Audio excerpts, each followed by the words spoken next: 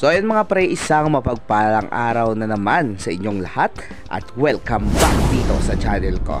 So ayun, nandito tayo sa breeding area ng ating mga mollies at sa video na to ay lilinisin natin tong pond ng ating Platinum King Molly breeders. Ayan. So kukunin natin yung mga breeder natin dyan at tingnan natin kung may mga fry kasi kanina may nakuha na akong dalawa. Ayan o, tingnan niya. So para sa susunod nating mga video ay yan, lilinisin natin yan.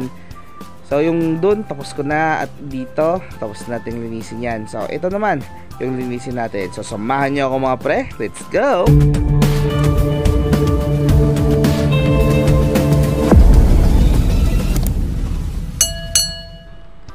So ayun mga pre, kung nakasubaybay ka sa mga previous video ko, so yung nakalagay dito dati ay yung mga breeder ng ating long body na Platinum King Molly.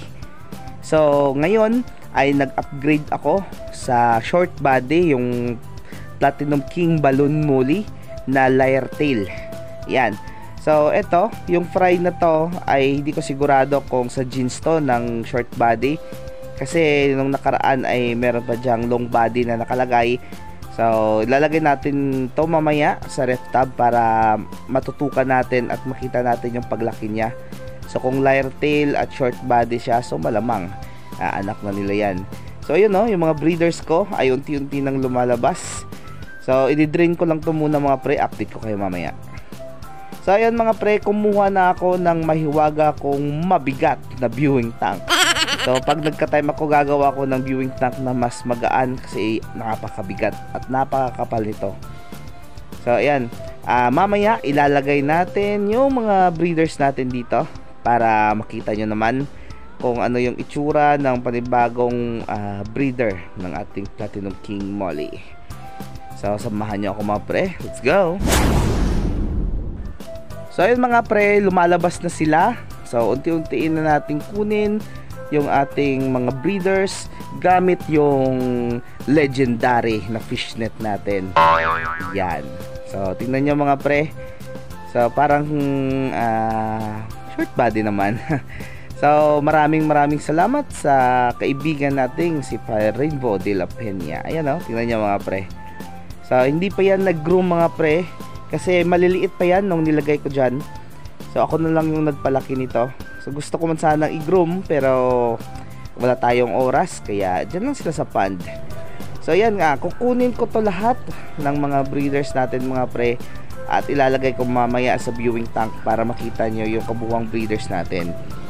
So may plano ako nito mga pre na mag-mass production ako. So hopefully na maabot natin yon.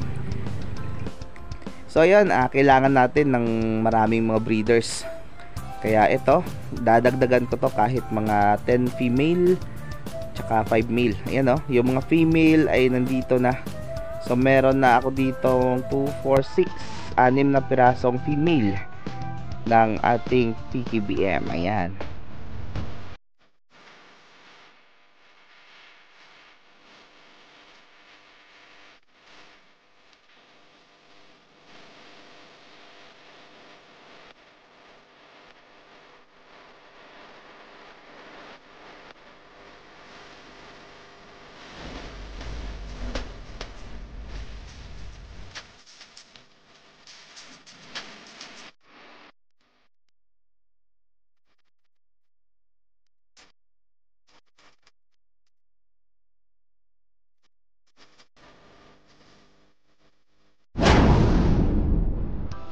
So yun mga pre, nakita nyo na yung mga female breeders ng ating PKBM. Ayan.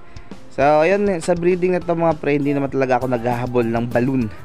So yung kailangan ko lang ay mailabas ko yung stable na breeding ng lyre tail. So yun lang yung nahabol ko. Pag nagbenta ako sa market, syempre isi-separate natin yung balloon. Pero pangmasa pa rin yung presyo. So siguraduhin natin na affordable naman yung presyo. At syempre yung mga kapatid natin no, na nagbebenta sa sidewalk o sa mga palengke ng mga live fish ay makaka-avail naman. At syempre magkakaroon din sila ng extra income. Ayan. So quality na isda sa presyo na pangmasa. So yun yung aim natin, hindi lang para sa sarili natin at syempre makatulong din tayo sa iba. So ayan mga pre, malinis na yung kanilang pond at tingnan nyo naman, masayang masaya na sila sa bagong environment nila. So ayun na, nagbaka magtaka kayo kung bakit agad-agad kong pinalitan yung tubig tapos nilagay ko agad yung mga isda. So kumuha ako mga pre ng tubig dito sa na-stock ko na 3 days na tubig dito sa pond na to. So malinis yan.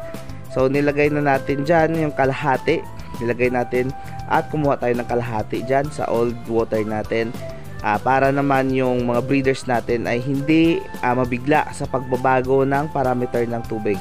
Kasi pag nilagyan natin itong mga pre ng fresh water, talagang mawo-water shock sila at hindi lalangoy ng ganyan. So ayan, dinagdagan ko na yung kinuha ko. So tingnan nyo naman yung kondisyon nila. So parang walang nangyari, pero ang linis na ng kanilang pond. So sa sunod, yan naman siguro yung tutuunan natin ng pansin. So dahil nandito yung mga fry ng ating gold dust mollies. Ayan o, madami sila. Ayan o, yan, nakalutang. So kukunin natin dyan at ilalagay dun sa kabila, sa maliit na concrete natin bilang fry section na natin. So dyan ay siguro, di ko alam, mga 40 pieces or 50 pieces na fry. Kasi nakuha ko na nung nakaraan at nilagay ko na dun sa bagong concrete na ginawa natin. So kailangan na nating linisin ito at ilalagay natin yung mga fry dun sa maliit sa likod ng ref tub. Meron tayo dong maliit na concrete. So doon muna yung pansamantala o pansamantagal na fry section natin. Ayan. So parang uulan na naman at talagang malapit na dumilim. So kailangan na natin tong madaliin mga pre. So dito magpapakain na lang ako, tsaka dun sa mga ginugrow out natin ay magpapakain na rin ako. So abangan nyo yung next video natin. Kukunin natin yung mga fry ng gold dust molly natin at doon yung next video natin ay i-update ko kayo sa mga grow out natin. So yun mga pre, maraming salamat sa patuloy na pagsuporta at panood ng mga video ko. So huwag kalimutan mag-comment at mag-like sa video natin at syempre huwag kalimutan i-click ang subscribe button, pati na rin ang notification bell para updated kayo sa mga videong ginagawa ko. So mga pre, hanggang sa muli, bye bye!